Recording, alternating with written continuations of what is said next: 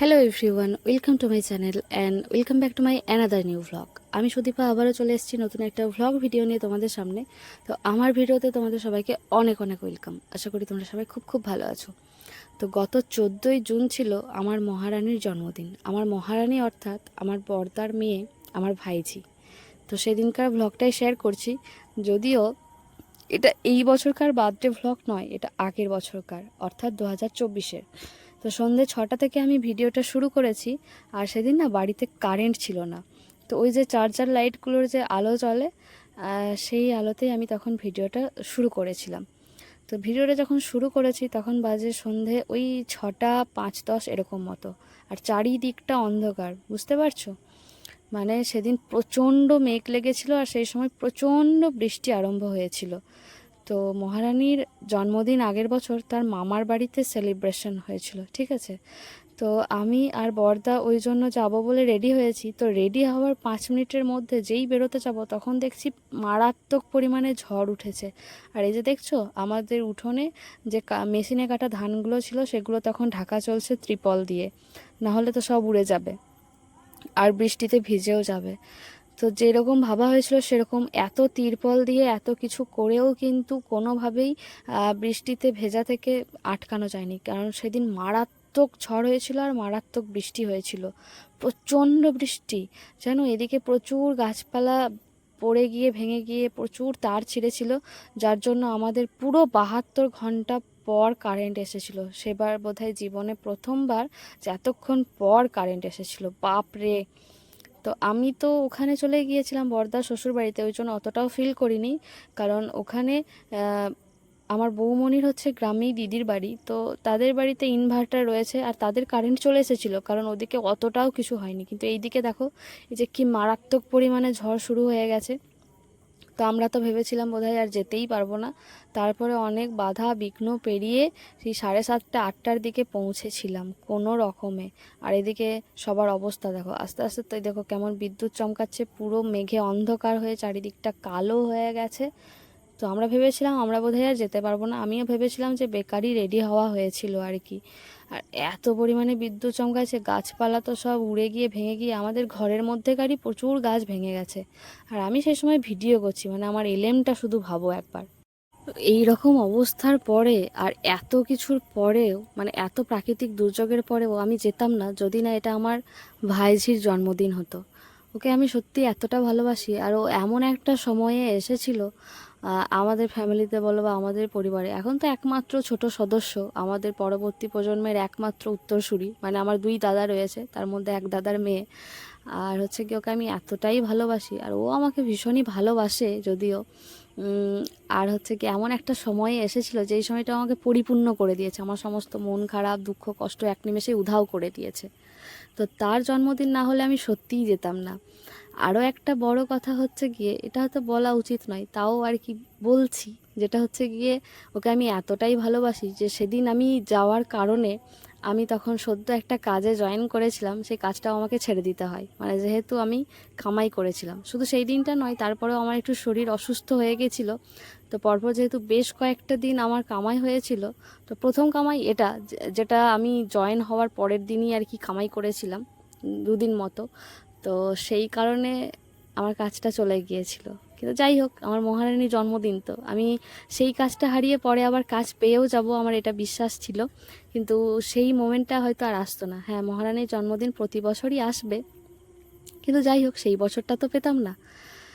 যাই হোক, তো পৌঁছেও গেছি। পৌঁছে গিয়েই দেখছি ওদের ওখানে কিন্তু কারেন্ট রয়েছে, কারণ ওদের ওদিকে এত ঝড় বৃষ্টি হয়নি, যার জন্য ওদের কারেন্ট কিছুক্ষণের মধ্যেই চলে এসেছে।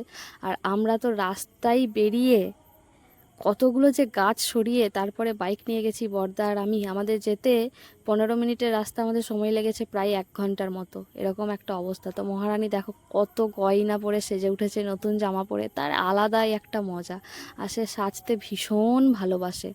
তো আমাকে কোল্ড ড্রিঙ্কস খেতে দিয়েছিল, তাই ওটা ওকে আমি খাওয়ালাম। কিন্তু ওর ওই কালো কোল্ড ড্রিঙ্কসটা খেতে একদম ভালো লাগে না, মানে কোকটা আমারও খুব একটা ভালো লাগে না। আর এই হচ্ছে আমার বৌমনির ছদ্দির মেয়ে। আরও অনেক পুচকু পাচকা সব রয়েছে, এখানে কেক রয়েছে, 2টো কেক আনা হয়েছিল। তো সব কিছু এখানে সাজানো হয়েছে। এটা আনা হয়েছে ওর মাসির বাড়ির তরফ থেকে, আর একটা ওর বাবা নিয়ে গেছিলো। বাপরে কত সাজন, আমার মহারানী কি সাধে বলি গো, সাজ দেখো। আর এই যে এই 2জন হচ্ছে গিয়ে বৌমনির বোনঝি, আর পাশে রয়েছে দিদি। সবাই সব্বার যা যা গয়না ছিল সবাই বোধহয় পরাচ্ছে, আর মহারানী মনের আনন্দে পড়ে যাচ্ছে। ও সাজতে ভীষণ ভালোবাসে, গয়না পরতে, নতুন জামা পরতে। আর দেখো কেমন নেচে নেচে নেচে নেচে বেড়াচ্ছে। আর টিকলিটা নিয়ে তার তো সেই কঠিন অবস্থা। আর এই একটা কেক ওর বাবা যেটা এনেছে, এত কেক দেখে মহারানী তো আনন্দে খুশি। আর মহারানী যেদিন হয়েছিল সেদিন প্রচুর বৃষ্টি হয়েছিল, আর ওর প্রত্যেকটা জন্মদিনেই বৃষ্টি হয়। যদিও এই বছর ব্যতিক্রম, মানে 2025-এ কিন্তু হয়নি।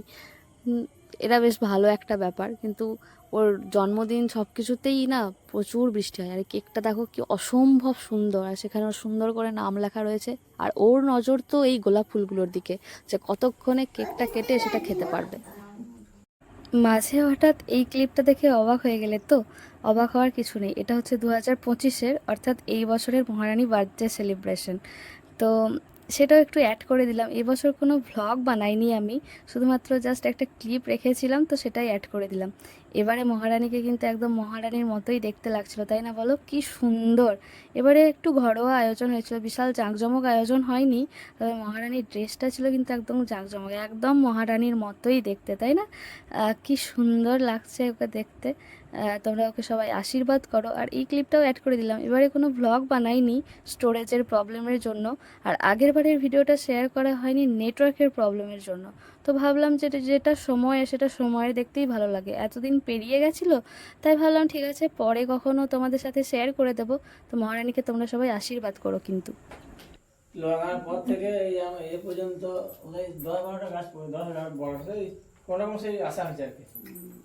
ঝোল সাংঘাতিক দেখো 200 দেখাও। হয়নি হয়নি এমন ঝোল ভিডিও।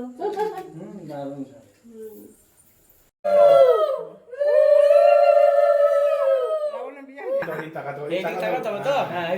পিছনে কাজ হবে টাকা। হ্যাঁ হ্যাঁ সামনে তাকাও, ছবি তুলছে। হ্যাঁ হাসো কেন, হাসো। না হাসতে নাই লাগে, হাসতে না, সবাই তো হাত দেখে নেবে।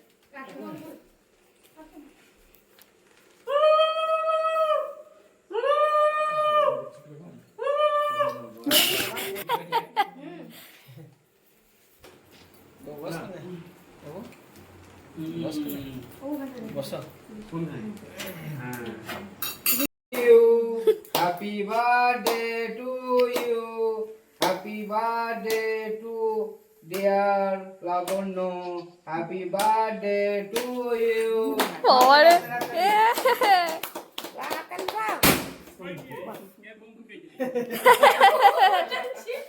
বম ফুললে দাদু বলছে বড় দাদু। আরে মোমবাতি, মোমবাতি নিভিয়ে দিতে হয় তাই বলো না?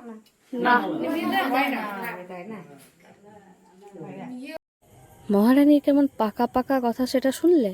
আর সাজবে, ছবিও তুলবে, সব কিছুই করবে, কিন্তু সবার সামনে এমন ঢং করবে যেন খুবই লজ্জাবতী, লাজের পাতা একদম।